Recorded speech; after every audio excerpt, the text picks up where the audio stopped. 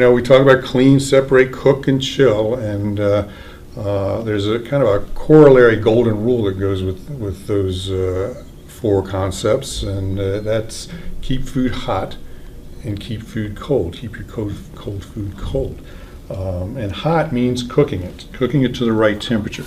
I'll ask people, you know, how do you know when your chicken is done? And they'll say, well, I cut it and it's not pink on the inside, it's done.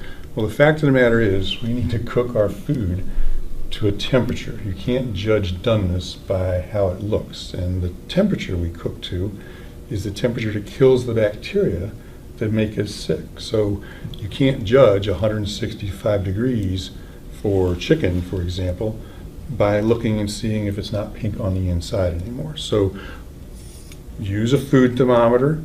You can get them at any of the grocery stores and department stores, certainly, but use a food thermometer.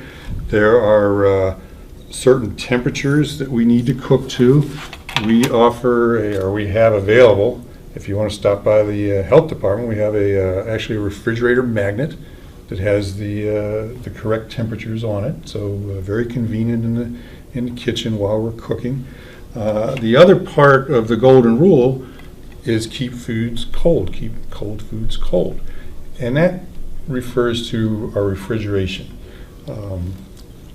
41 degrees or less is the ideal temperature for our refrigerator, because at those temperatures, bacteria doesn't grow as well, the bacteria that can make us sick. So we want to make sure our refrigerator is 41 degrees or less. Well, a lot of refrigerators have a little knob in the back that says colder this way, but there's no mention of 41 degrees. So a refrigerator thermometer is an ideal tool to put in your refrigerator so you can help determine if your refrigerator really is cold.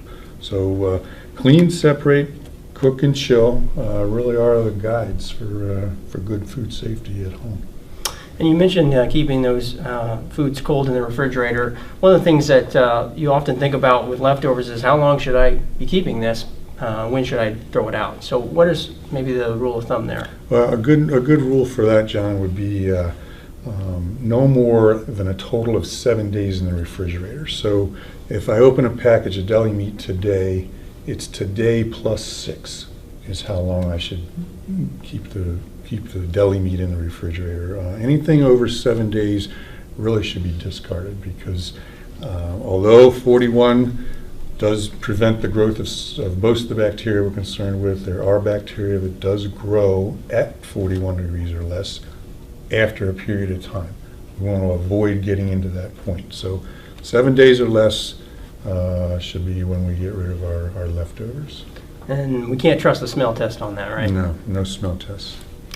So, Brian, you've given us some great food safety tips, and you also gave us an easy way to remember this. So it's clean, separate, cook, and chill. Can you just quickly go back over what those four things mean? Sure. Clean, we wash our hands, we make sure our prep area has been cleaned with hot soapy water before we start our food prep.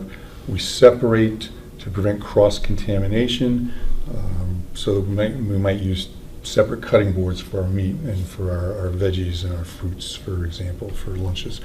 We cook to a temperature, use a food thermometer. We can't judge doneness by how the food looks.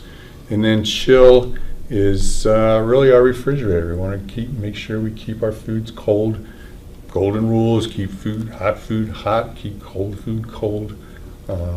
Refrigerators need to be at 41 degrees. Use a refrigerator thermometer to determine that.